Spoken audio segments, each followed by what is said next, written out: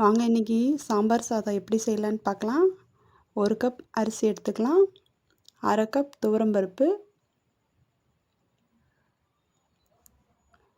இப்போ தண்ணி ஊற்றி வாஷ் பண்ணி எடுத்து வச்சுக்கலாம். 1/2 மணி நேரம் அரிசி ஊறட்டும். இப்போது குக்கர் ஹீட் ஆயிடுச்சு. ஆயில் சேர்த்துக்கலாம். இப்போது சின்ன வெங்காயம் சேர்த்துக்கலாம்.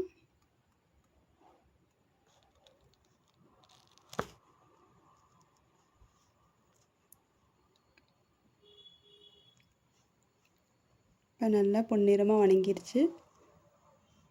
2 தக்காளி சேர்த்துக்கலாம்.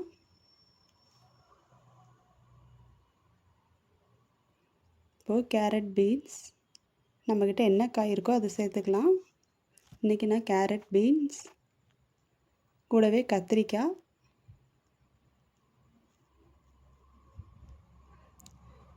இப்போ ஒரு வாட்டி கிளறி விட்டுறலாம்.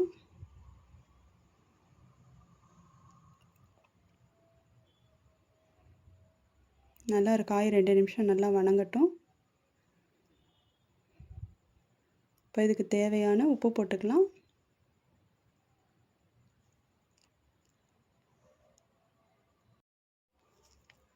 சாம்பார் தூள் 2.5 ஸ்பூன்.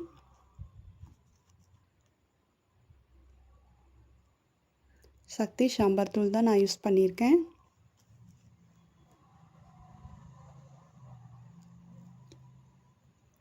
அரை டீஸ்பூன் மஞ்சத்தூள், நெல்லிக்காய் சைஸ் புளி கரைச்சி ஊற்றிக்கலாம். இப்போது அரிசி சேர்த்துடலாம். 1.5 டம்ளர் அரிசி பருப்புக்கு 5 டம்ளர் தண்ணி சேர்த்துக்கணும். இப்போ உப்பு கரெக்டாக இருக்கான்னு செக் பண்ணி பார்த்துக்கோங்க.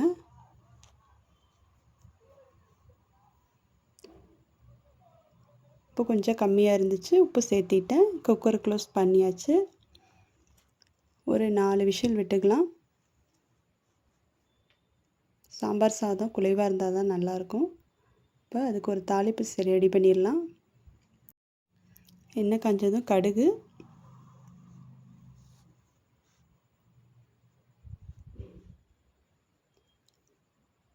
கடுகு பொரிஞ்சதும் சீரகம், இப்போது வரமிளகா 2 வரமிளகா, கருவேப்பிலை ஒரு வாட்டி கிளறி விட்டுருங்க. கூட பெருங்காயத்தூள் சேர்த்துக்கோங்க.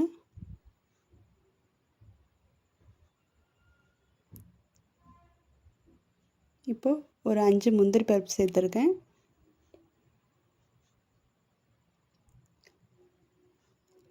இப்போது சாப்பாடு எப்படி வெந்துருச்சுன்னு பார்க்கலாம். நல்லா வெந்துருச்சு. இப்போ நம்ம தாளிப்பை சேர்த்துடலாம். 2 ஸ்பூன் நெய் சேர்த்துக்கலாம்.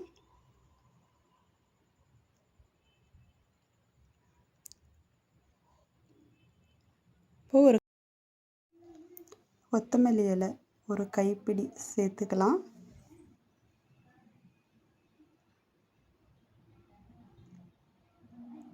இப்போ நல்லா கிளறி கொடுத்துக்கலாம்.